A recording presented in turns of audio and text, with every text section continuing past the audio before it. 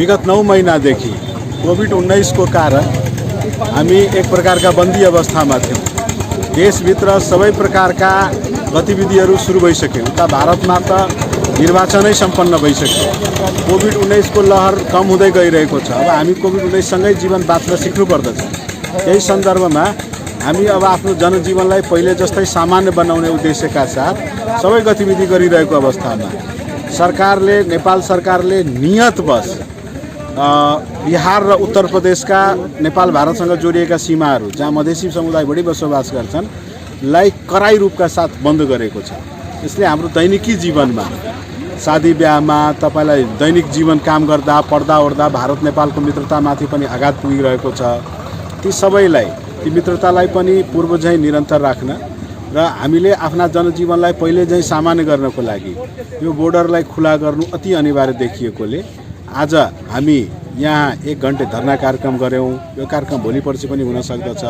यही सन्दर्भमा यो कार्यक्रम तपाईलाई करिब सबै सीमाहरूमा भइरहेको छ। केन्द्रमा पनि हाम्रा कुराहरू उठिरहेका छन्, नउठेका होइनन्। तर हामीले खास जहाँ जे गर्नुपर्ने हो, सीमा खोल्नुपर्ने हो, तसर्थ हामीले सीमा क्षेत्रमै आएर यो धरना कार्यक्रम सम्पन्न गरेका छौँ। कहिलेसम्म चाहिँ खुल्छ? तपाईँले के नखुल्नुन्जेलसम्म यस्ता कार्यक्रमहरू हामी निरन्तर राख्छौँ। कार्यक्रमका स्वरूपहरू फरक हुन सक्दछन्, तर हामी निरन्तर राख्छौँ। कार्यक्रम पनि कुनै पहिलोचोटि भएको होइन। योभन्दा पहिले पनि हामीले सदरमुकाम राजविराजमा अन्तर्क्रिया जस्ता कार्यक्रमहरू सम्पन्न गरिसकेका छौँ। सरकारलाई दबाब बनाउने हरेक कदम हामी चालिरहन्छौँ। यो खास गरी नेपाल र भारतको जुन मैत्री सम्बन्ध जुन छ, बेटी रोटीको जुन सम्बन्ध छ, त्यसमा कतै न कतै यो लकडाउनको कारण देखाइ यो बन्द भएको थियो। लकडाउन पनि सकिसकेको छ। अहिले कोभिडको स्थिति यथावत छ, तर लकडाउन सकिसकेको हुनाले अहिले व्यापारिक नाकाहरू पनि अब व्यापारिक हिसाबले अलि भइरहेछ। तर आवत जावत गर्ने, यताको पब्लिकलाई उता जानुपर्ने र उताका पब्लिकहरू यता आउनुपर्ने। अहिले बिहेको सिजन छ, विभिन्न समस्या भएको हुनाले अब चाहिँ गाडी घोडा नजानु नआउनु भनेको यहाँ चाहिँ एकदम अप्ठ्यारो भएको हुनाले हाम्रो माग त्यही छ कि आवत जावत खुकुलो हुनु पर्यो। एउटा जुन नेपाल र भारतको जुन सम्बन्ध छ विगतदेखि नै त्यही सम्बन्ध कायम भई हाम्रो चाहिँ यथास्थितिमा चाहिँ त्यो पुरानो सम्बन्धमा जानुपर्ने स्थिति हेरेका छौँ र यो चाहिँ हाम्रो माग त्यही हो र यो मागको अनुसार हामी डिमान्ड गरेका छौँ र अहिले स्टार्टिङ फेजमा हामीले यो शान्तिपूर्ण हिसाबले हामी गरिरहेका छौँ। तुरुन्तै पहल भएन भने, तुरुन्तै यस्ता माग भएन भने हामी योभन्दा पनि कडाभन्दा कडा स्टेपमा जान तयार छौँ। नेपाल भारत खुला सीमा संवाद समूहद्वारा यो बोर्डर एरियामा, मधेसका सम्पूर्ण बोर्डर एरियामा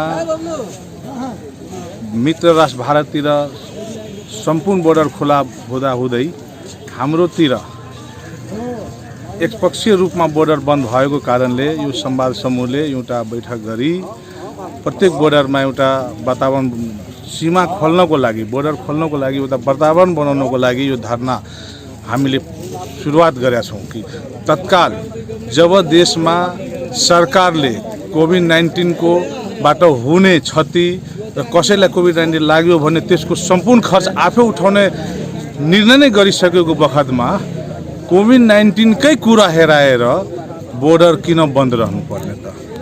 आवत जावत चालू राख्ने, गाडी घोडा मात्रै किन बन्द?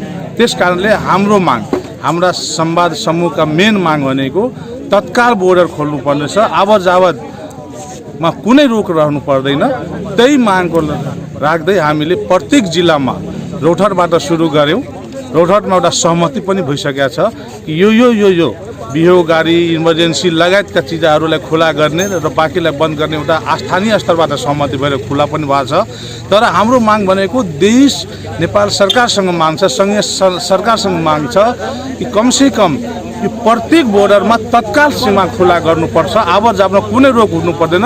सेफ्टी चाहिन्छ, सेफ्टी मानव आफै गर्न तयार छ भने तपाईँले कुनै त्यसको कसै जिम्मेवारी लिन सक्नुहुन्न भने हामी आफै सेफ्टी गरेर आउने जावत गर्न सक्छौँ। त्यसकारण त्यही कुरा लगाएर त्यही कोभिड-19 को बहानामा सीमा नाका बन्द गरेर मधेसी र मधेसमा बसोबास गरेका बोर्डर एरियामा सबै जनसमुदाय दुख दिनु गलत हो र तत्काल सीमा खोल्नुपर्छ। त्यसकारणले आज 70 मा तिलाठी कोलारी गाउँपालिकाका अध्यक्षको ले को अगुवाई में आज जो यहाँ सीमा संवाद समूहद्वारा जो पहलको आग्रहमा आज 1 घण्टा धरना कार्यक्रम चालू भयो, सुरुवात भयो।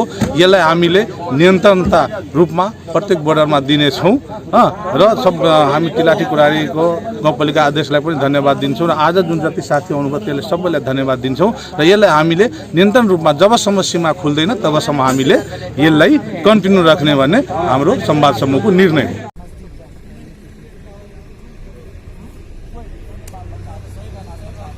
त्यो चाहिँ अहिले लकडाउनको नाउँमा मान्छेहरूलाई आवा जावतमा अप्ठ्यारो भइरहेको छ। अब बिहारमा यत्रो ठुलो चुनाव हो, मान्छेहरूले जाँदा आउँदा केही फरक परेन। हाम्रो नेपाललाई धेरै किसिमको अप्ठ्यारो भइरहेको छ, किनभने यहाँ हाम्रो नेपाल र भारतको बिचको बेटी रोटीको सम्बन्ध छ। गाडी जान, बिहा शादी हुन, सामान त्यहाँबाट ल्याउन, त्यसैको लागि